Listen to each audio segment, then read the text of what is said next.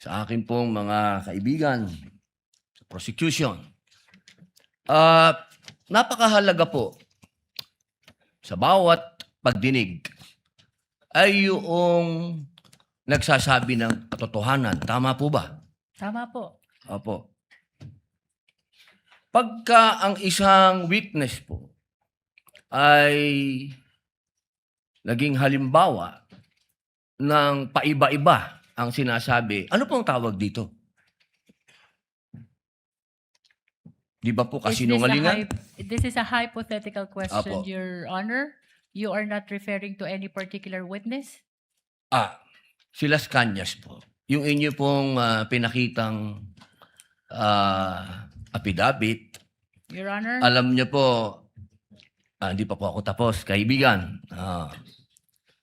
Alam niyo po, napakalungkot po para sa amin na marinig na merong kayong ibinigay na affidavit na nabahiran dito po sa loob ng Senado.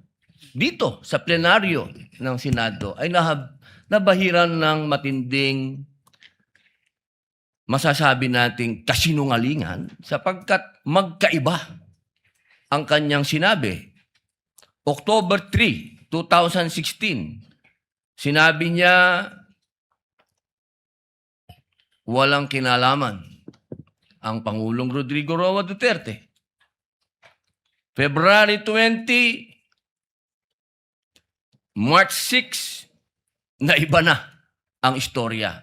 Ang tanong ko po, ano ang tawag sa taong paiba-iba ang sinasabi?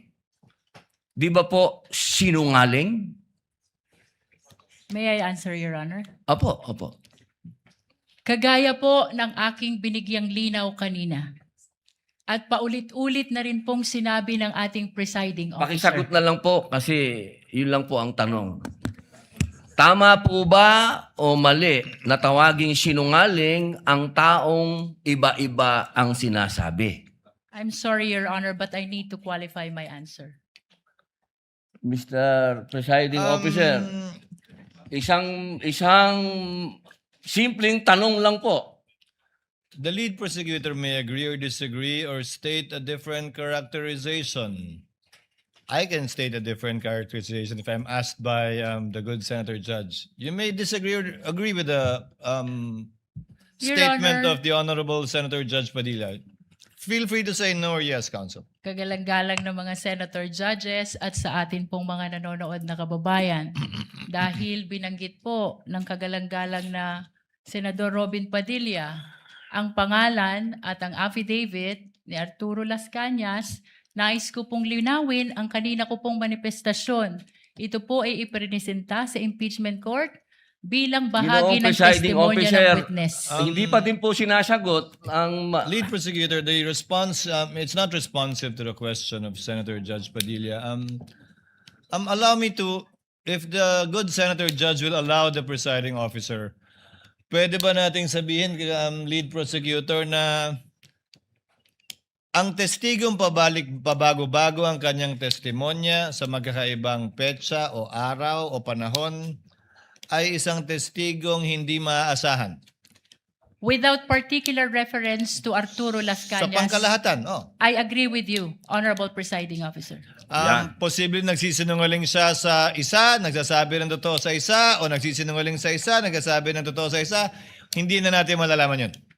Tama po ba yan? Without particular reference to Arturo Las Cañas, I agree with you, Honorable Presiding Officer. Thank you. Maraming salamat po, aming ginoong You may proceed, tagapamahalang Senator hukom. Judge Padilla. Opo. Kasi po, katulad po ng sinabi ng aming Senator Judge, 10,000 hours, Pampilo Lacson, napakaliwanag po ng sinabi niya. At kami din po dito, ako po mismo ay gumawa din ng panukala na dapat yung mga nagsisinungaling dito, yung mga paiba-iba ng testimony na nagiging aming mga witness, ay dagdagan dapat ang sintensya ng perjury. Kailangan amendahan.